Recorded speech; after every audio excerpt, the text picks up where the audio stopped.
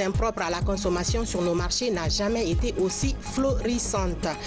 Et puis enfin, on terminera avec les examens nationaux session 2018. Plus de 4000 étudiants des instituts de santé ont démarré ce lundi les évaluations pratiques de fin de cycle. Les échos, ce sera dans ce journal. C'est tout pour les titres. Bonsoir et bienvenue dans ce journal qu'on entame par ce message départ du président de la République. Message à son Excellence, M. Recep Tayyip Erdogan, président de la République de Turquie, Ankara. Excellence, Monsieur le Président et chers amis, votre brillante réélection à la magistrature suprême de votre pays m'offre l'occasion de vous adresser les vives et chaleureuses félicitations du peuple de Guinée, son gouvernement, auquel je joins les miennes propres, en portant son choix à nouveau sur votre personne. Le peuple turc a décidé de demeurer résolument sur la voie de la poursuite de votre programme de développement sociopolitique, culturel et de souveraineté que vous incarnez. Je saisis cette occasion pour vous réaffirmer mon entière disponibilité à œuvrer avec votre Excellence pour la consolidation et l'élargissement des relations d'amitié, de fraternité et de coopération existant si heureusement entre la République de Turquie et la République de Guinée. En vous souhaitant mes vœux de bonheur et de succès dans vos hautes et délicates fonctions, je vous prie d'agréer, Excellence, Monsieur le Président et cher ami, l'assurance de ma très haute considération. Conakry, le 25 juin 2018, signé professeur Alpha Condé, président de la République de Guinée. Le chef de l'État est en tournée au Fouta. Après l'abbé, professeur Alpha Condé est allé rendre visite aux populations de Pita, des populations qui lui ont d'ailleurs réservé un accueil des plus chaleureux. Il a mis l'occasion à profit pour inaugurer la MUFA de cette préfecture. Sanassi Keita. À Pita, le président de la République arrive pour inaugurer la MUFA, mutuelle financière des femmes africaines.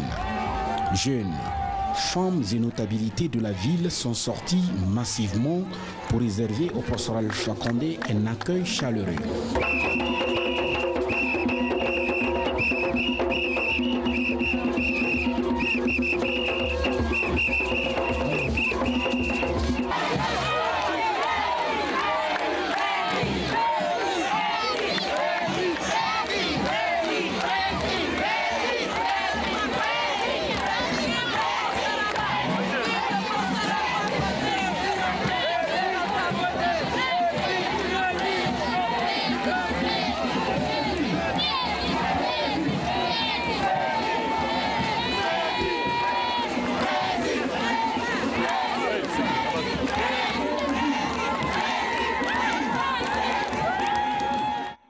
Les mutualistes, par le biais de leur présidente, sont ravis de voir encore le président de la République arriver dans leur localité pour cette fois-ci inaugurer leur MUFA, mutuelle financière des femmes africaines. Avec les femmes des groupements, associations insérées de notre préfecture. C'est ainsi, des adhésions aux cotisations, nous sommes parvenus à mobiliser un montant de 400 millions francs guinéens sur fonds propres, ajoutés aux 100 millions généreusement accordés à la MIFA par le professeur Alpha Condé, ayant permis à Afriland Face Bank de nous accorder un crédit d'1 milliard en faveur des organisations des femmes de notre préfecture. Le directeur général d'Afriland First Bank promet dans cette démarche du chef de l'État d'œuvrer sans relâche pour la lutte contre la pauvreté en Guinée. Aujourd'hui, nous voici réunis à Pita pour l'inauguration de la 67e unité du modèle MC2 MUFA. Et force est de constater que ce qui paraissait impossible, voire du domaine de l'imaginaire, est bel et bien une réalité visible, concrète et palpable. C'est dit, Excellence, Monsieur le Président de la République, à quel point le processus de lutte contre la pauvreté en milieu défavorisé à travers les MC2 et les MUFA est en plein essor dans notre cher et beau pays, la Guinée. Monsieur le Président de la République, ce développement rapide du modèle est bien votre œuvre, car vous avez non seulement apporté la vision et la volonté politique, mais vous en avez fait l'une de vos priorités dans vos actions quotidiennes. Je me réjouis et vous remercie par la même occasion d'avoir associé ma modeste personne et Afriland First Bank à votre projet de société. Quant à vous, femmes dynamiques de Pita, permettez-moi de saluer votre dynamisme et votre engagement à prendre vos destins en main et à sortir durablement de la pauvreté. Chers mutualistes, en vous mettant ensemble pour créer votre MUFA, vous célébrez la victoire de la richesse collective sur la richesse individuelle. Vous montrez que seul on va vite, mais qu'ensemble on va loin. Je sais que vous irez loin, car vous cheminerez ensemble, vous avancerez ensemble, ainsi vous allez devenir très riches ensemble. J'appelle de tout cœur la population féminine encore hésitante à rejoindre la MUFA de Pita, à rattraper le train TGV du développement de Pita, car c'est ensemble que nous lutterons contre ce cancer qu'est la pauvreté, c'est ensemble que nous vaincrons cette gangrène qui s'appelle la pauvreté. Enfin, c'est ensemble et tous ensemble que nous participerons à notre épanouissement individuel et collectif et par ricochet au développement de notre pays. Aucune Guinéenne n'est donc exclue. Je sais que vous, femmes de Pita, avez compris cela, comme le témoigne la rigueur avec laquelle vous gérez votre MUFA depuis 2 ans. Je suis content de porter à l'attention du public ici présent que vous avez remboursé à 100% la première ligne de crédit de 1 milliard qui vous a été accordée et qu'actuellement la deuxième ligne d'1 milliard se comporte tout aussi bien. Pour vous encourager, nous allons encore mettre à votre disposition ce jour, en présence du chef de l'État, une nouvelle ligne de crédit de 1 milliard. Des lignes de crédit qui, sans nul doute, doivent amener davantage les femmes à s'organiser pour pouvoir en bénéficier, avec l'ambition d'évoluer positivement dans leurs différentes activités. Une démarche si chère au professeur président Alpha Condé. Le MUFA est fait pour joindre toutes les femmes qui n'ont pas les moyens afin qu'elles puissent être accompagnées. Donc, il faut que vous fassiez un effort de sensibilisation, non seulement à l'égard des femmes de la commune, mais aussi des sous-préfectures. Car notre objectif est d'encourager les femmes pour développer l'agriculture, mais aussi l'élevage. Vous-même, vous venez de dire que vous voulez faire l'élevage. Et les femmes qui sont dans les sous-préfectures veulent faire l'élevage. Comment on va les accompagner? Ça, c'est pas un membre de la MUFA. Donc, pour faciliter leur adhésion, la dernière fois, je vous ai donné 100 millions. Aujourd'hui, je vais vous donner 300 millions, avec l'obligation aussi d'associer aussi les femmes, les sous-préfectures. Maintenant, les jeunes, je vois MCD2. Mais vous n'avez pas encore créé votre MCD2. Oh, pourquoi? Alors que quand je suis passé ici, j'avais dégagé une somme aussi pour vous. Et vous n'avez rien fait. Quand même, pour vous encourager, je vais mettre 100 millions à votre compte pour vous obliger maintenant vous aussi à cotiser afin de pouvoir MCD2 banque. Et là, il faut que vous aidiez les femmes à ce que la plupart des femmes adhèrent. Parce que si les femmes adhèrent, on peut les accompagner pour développer les activités. Mais si c'est quelques femmes seulement, on ne peut pas diminuer la pauvreté. L'objectif, c'est de diminuer la pauvreté. Pour diminuer la pauvreté, ce n'est pas seulement des femmes de la commune, c'est aussi des femmes des sous-préfectures. Elles doivent être toutes accompagnées dans leurs activités.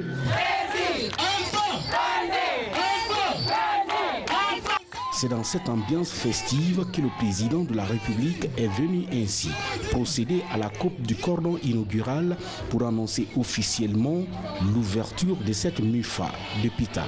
Une MUFA que le président Alpha Condé a visité toutes les installations. Et puis à Bruxelles, ils étaient plus de 400 hommes d'affaires à prendre part au forum économique Guinée-Europe. Ce forum s'est ouvert dans un contexte favorable pour la Guinée qui s'est résolument engagée dans une nouvelle ère de stabilité politique et de prospérité économique. La Guinée a donc saisi cette opportunité pour présenter toutes ses potentialités aux investisseurs étrangers. Commentaire Adi Kamara. Ce forum tenu à Bruxelles devant les représentants du gouvernement du Royaume de Belgique, les chefs d'entreprise et acteurs du secteur privé guinéen et internationaux s'inscrit dans une dynamique engagée par le président de la République, professeur Alpha Condé, pour positionner la Guinée sur la carte des destinations les plus attractives du continent africain. C'est une vision du chef de l'État qui vient soutenir le processus de transformation économique et sociale de notre pays. La Guinée entend incarner cette Afrique ambitieuse et prospère, déterminée à créer les conditions d'une croissance rapide et d'un développement basé sur son immense potentiel en ressources naturelles et son dividende démographique. Ce forum s'ouvre dans un contexte plutôt favorable où la Guinée est résolument engagée dans une nouvelle ère de stabilité politique et de prospérité économique. En effet, depuis 2010, la Guinée est en profonde mutation politique, institutionnelle, économique et sociale sous l'impulsion du professeur Alpha Condé qui est déterminé à asseoir les bases solides de l'émergence économique du pays. Au cours de ce forum, Dr Ibrahima Kassory Fofana, Premier ministre chef du gouvernement, est revenu longuement sur la performance globale de la gouvernance du professeur Alpha Condé et la planification stratégique du pays avec le Programme national de développement économique et social, PNDS en abrégé. C'est un cadre de référence qui permet de mieux orienter nos choix stratégiques d'investissement et de partenariat. La mise en œuvre du PNDS s'appuie sur des politiques sectorielles pertinentes, entre autres une politique agro-silvo-pastorale et halieutique reposant sur l'amélioration de la productivité et le développement de la chaîne de valeur des filières prioritaires d'exportation.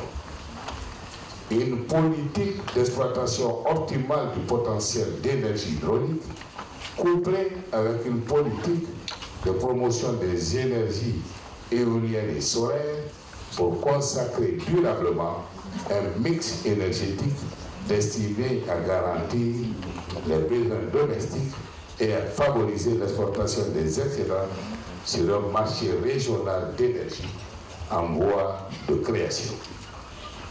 Enfin, une politique d'exploitation stratégique du potentiel minier qui continuera pour un temps encore à jouer le rôle de levier d'export, de transformation et de développement des autres secteurs dans le respect des normes environnementales et la prise en compte des intérêts des populations locales. Le risque d'effondrement du vieux pont de l'Insan avait été signalé par nous il y a quelques semaines. Il a finalement cédé dans la soirée du 20 juin sous le poids d'un camion rempli de charpentes et de madriers. Depuis cette date, des travaux d'urgence ont été engagés sur les lieux. Ce week-end, le ministre Moustapha Naïté s'y est rendu en personne pour s'enquérir de l'état d'avancement des travaux. Reportage d'Aouda Taban Silla. Suite à l'écroulement de ce pont, il fallait pour un premier temps aménager une déviation en vue de permettre aux différents usagers de franchir ce point culminant qui relie la Basse à la Moyenne Guinée. Ensuite, trouver des moyens d'urgence pour la réhabilitation de ce pont, vieux de 86 ans. Les travaux démarrent déjà pour rétablir le trafic sur cet ouvrage de franchissement avant les grandes pluies. Nous avons rapidement, avec l'entretien routier, dépêché deux entreprises sur place, Petroman et Rossmann, pour venir faire le constat et voir quelles solutions nous pouvons apporter rapidement. Nous ne voulons pas faire les choses dans la précipitation parce que c'est un ouvrage de franchissement, c'est des vies humaines qui peuvent être mises en danger.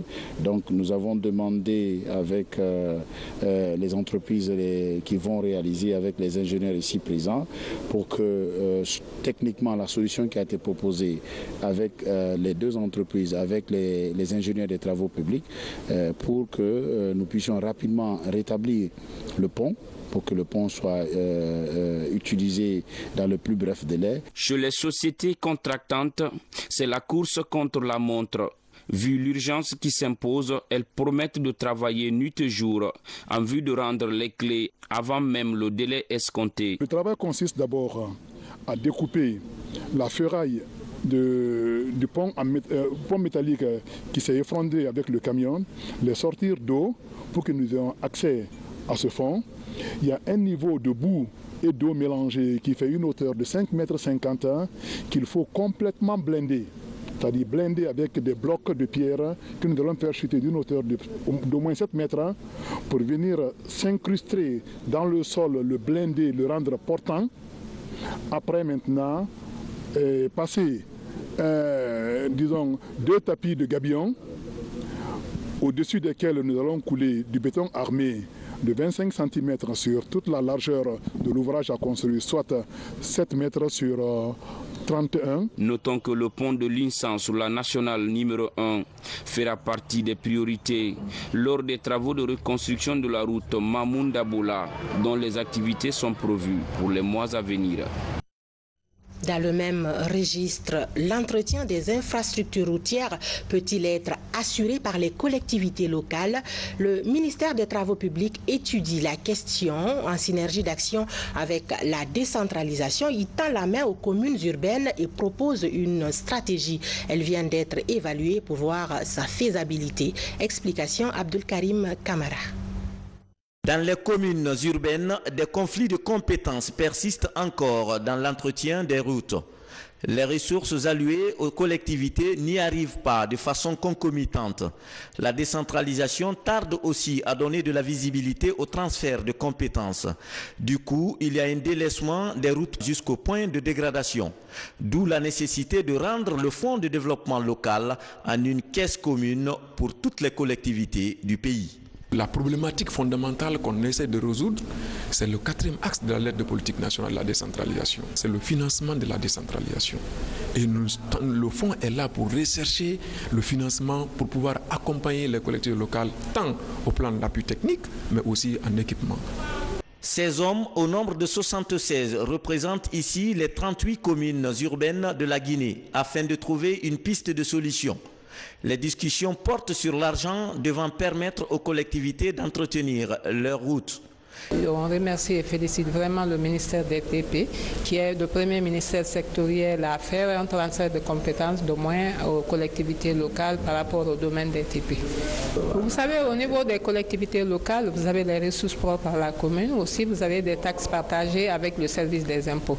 Nous nous débrouillons à travers nos ressources que nous mobilisons sur le terrain, au niveau des marchés, de la gare routière, des carrières, c'est ce qui nous permet un peu d'entretenir les routes. Je trouve cette approche tout à fait intéressante et on va tout à fait dans ce sens-là, à aider la formation donc, du personnel des collectivités locales, compléter leur financement, leur apprendre à connaître leurs routes, qui voient déjà les défauts de leurs routes, ça leur permettra de mieux les entretenir par la suite.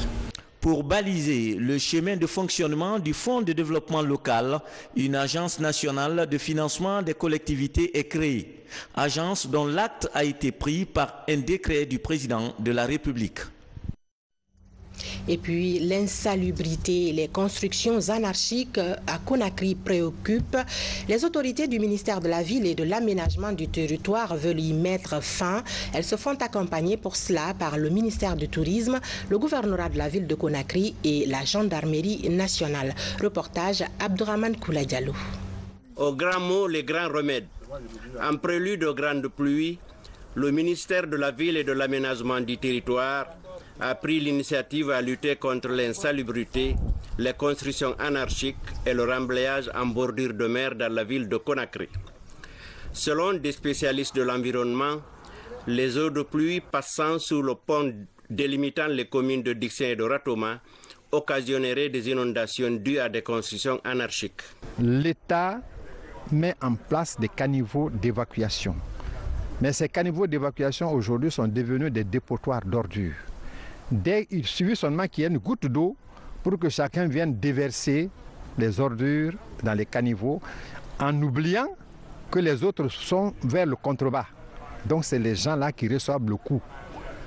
Dans ce quartier de Amdalaï Mosquée, vous savez que le canal qui traverse la chaussée, la 2x2, devant l'immeuble La Turquoise et qui vient aboutir à la jetée, dans ce canal-là, je crois que vous-même vous avez filmé, vous avez vu l'envergure d'envahissement.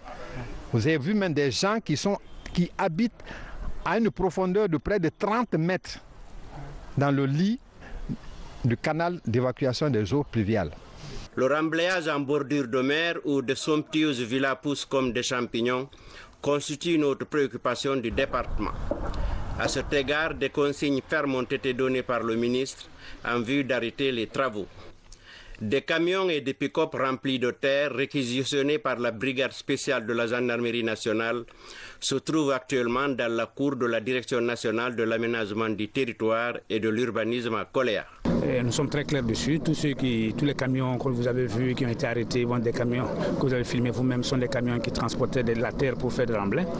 Et ces camions sont réquisitionnés. Nous allons travailler de manière à ce que, d'abord pour libérer ces camions, il faut que les propriétaires payent actuellement quelque chose à l'État.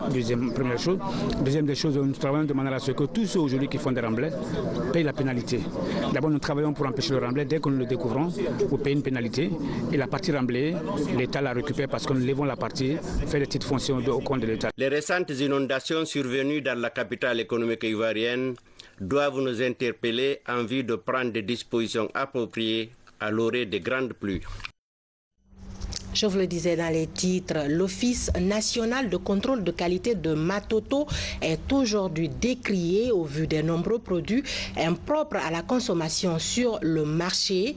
Mais le nouveau ministre du Commerce, Boubacar Bari, compte bien en faire son cheval de bataille. Abdelkarim Kamara. La prolifération des produits de large consommation est devenue une problématique en Guinée. Des produits dont le contrôle échappe parfois à l'Office national de contrôle de qualité. Un service qui peine à satisfaire la demande accrue des besoins. Seulement 2 salles sont fonctionnelles parmi les 4 sessions qui le composent. Le manque cruel de textes réglementaires, de textes juridiques à la matière, puisque c'est à l'absence de ces textes, il y a toujours des conflits d'attribution sur le terrain. Bon, si chacun sait ce qu'il doit faire, chacun respecte ses prérogatives, vraiment, le service va marcher. Bien que l'équipement est sobre pour le moment, avant que les nouveaux n'arrivent, on fait de notre mieux depuis belle lurette. Pour sa première sortie en tant que ministre du Commerce, Boubacar Bari décide de visiter les locaux de l'Office national de contrôle des qualités. Il compte tout mettre en œuvre pour renforcer les capacités opérationnelles de ce service. Un service dont l'apport est inestimable dans la sécurité alimentaire des populations. Restituer le service dans ses prérogatives, faire de manière à ce que l'ensemble des textes réglementaires qui régissent l'institution d'abord soient mis en évidence et vulgarisés, et ensuite clarifier un peu la mission de l'Office par rapport à l'ensemble des structures de l'administration pour que nous puissions restaurer la crédibilité de la structure et aussi faire de manière à ce que cette confiance soit rétablie vis-à-vis de nos partenaires externes et vis-à-vis de nos populations. Déjà, un projet est en cours d'exécution pour réveiller cet office. Il est porté par le cadre intégré renforcé à travers le fonds d'affectation spéciale. C'était donc un reportage signé Falilou Diallo. Dans l'actualité également, plus de 4000 étudiants des instituts de santé ont entamé ce lundi les évaluations pratiques de fin de cycle au compte des examens nationaux session 2018. Ces évaluations vont durer 4 jours et les candidats sont appelés à pratiquer des techniques d'injection intramusculaire, le suivi et la prise en charge d'une femme enceinte. Les premières évaluations ont commencé à l'Institut de santé de Lambani sous le regard d'un comité de jury. Mamadi Terna Kamisoko. À l'Institut de santé de Lambani, en ce lundi pluvieux, les étudiants candidats à l'examen de sortie reçoivent les dernières consignes avant le début de l'évaluation. Ce centre accueille 80 étudiants des filières infirmiers d'État, techniciens de labo et santé publique. Après la phase des évaluations théoriques, place à la pratique. Abel Loa est le premier candidat à pratiquer une injection intramusculaire. Nous lions la théorie à la pratique. Donc nous étions dans la démonstration d'une injection intramusculaire. Donc comment il faut tracer le site d'injection, c'est-à-dire comment il faut repérer le site d'injection. On trace 2 lignes, l'une verticale et l'autre horizontale, après avoir localisé bien sûr la fesse où on doit faire l'injection. Cette évaluation pratique individuelle concerne au total 413 étudiants issus de 9 instituts de santé. Dans cet autre centre d'examen de Kobaya, des futures sages-femmes sont soumises à un exercice similaire. Moi, de ma part, je dirais que ça s'est bien passé. On m'a demandé, lorsque la femme vient dans la salle d'accouchement, la dilatation complète et que la poche des os est bombante, quelle sera mon attitude? Je les ai dit que je vais rompre la poche des os et diriger l'accouchement. Si quand même mes notes et mon nom ne se perdent pas, je suis sûr et certain que j'aurai mon examen. En plus d'une équipe de supervision, le département de l'enseignement technique et de la formation professionnelle a mis en place un comité de jury en charge de noter les candidats. Et pour l'heure, tout se déroule normalement. Bon, pour le bon déroulement de cet examen, nous avons d'abord en tant qu'associés les l'ordre des sages-femmes et l'association des infirmiers de Guinée qui ont fourni, n'est-ce pas, une liste de membres du jury et c'est eux qui sont chargés d'évaluer nos étudiants. Au terme de ce concours de sortie qui sanctionne 3 années d'études, les admis recevront leur brevet de technicien supérieur en santé. Un précieux sésame qui leur donne droit d'exercer leur profession sur l'ensemble du territoire national. La Guinée intègre l'administration de la Société africaine des réassurances Africaré. C'était au cours des travaux de la 40e Assemblée générale de cette organisation tenue ici même à Conakry. La rencontre a permis de faire le bilan des assurances sur le continent africain tout en permettant aux différents délégués d'échanger sur les meilleures pratiques de réassurance. Ansoumane Toumani Kamara. En Guinée, l'industrie des assurances est jeune mais connaît une évolution rapide soutenue par l'environnement économique du pays qui s'est considérablement amélioré ces dernières années. Ainsi, de 1997 à cette année, le nombre de compagnies d'assurance est passé de 4 à 12. Les charges des sinistres payés par les sociétés d'assurance ont atteint près de 353 milliards de francs guinéens en 2017 contre 191 milliards en 2012. En accueillant la 40e Assemblée générale de la Société panafricaine des réassurances, la Guinée se met à l'école des meilleurs cas de réussite des assurances sur le continent. La Guinée est en train de préparer une compagnie de réassurance. Vous savez qu'en matière d'assurance, il y a des primes coûts. Aujourd'hui, la plupart des contrats que nous avons sont réassurés à l'étranger. La Guinée est en train de travailler. Aujourd'hui, la Banque centrale et le ministère des Finances sont en train de travailler pour créer une compagnie de réassurance. Et Africaré est partie prenante dans ce dossier. 42 ans après sa création, la Société africaine de réassurance Africaré opère aujourd'hui dans 60 pays en Afrique, en Asie, au Moyen-Orient et au Brésil. Les assises de Conakry ont permis aux différents délégués de revisiter le parcours du secteur des assurances dans les pays membres et de discuter des voies et moyens pour apporter des innovations dans le secteur. Pour l'Assemblée générale, il s'agissait essentiellement de l'approbation du rapport qui est fait par le conseil d'administration à l'Assemblée générale et également de l'affectation des résultats et de l'élection de nouveaux administrateurs représentant les actionnaires au sein du conseil. Et je suis d'ailleurs heureux de constater l'entrée dans le conseil d'un nouvel administrateur qui est issu de la République de Guinée et qui est de la Banque centrale, M. Aboubakar Ba. Nous avons déjà une autre figure importante dans la société, qui est d'origine, qui est guinéen, qui est de nationalité guinéenne, qui est le secrétaire général de la société, M. Madi Kaba.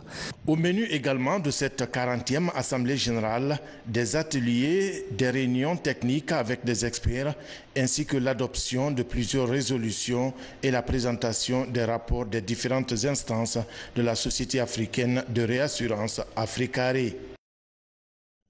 Voilà, c'est la fin de ce journal. Merci de l'avoir suivi. Je vous retrouve demain à la même heure et sur la même chaîne, la RTG Coloma.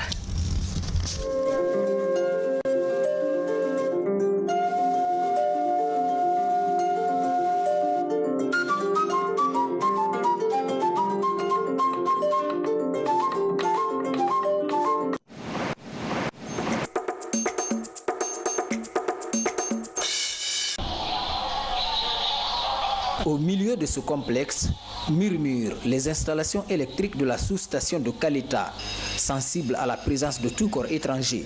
C'est l'un des tout premiers symboles de la renaissance de Fria. Ici, on a 2 lignes en provenance de Caleta, de 30 kV de chacun. Et on a à l'intérieur les 2 postes de transformateurs de 12,5 de chacun.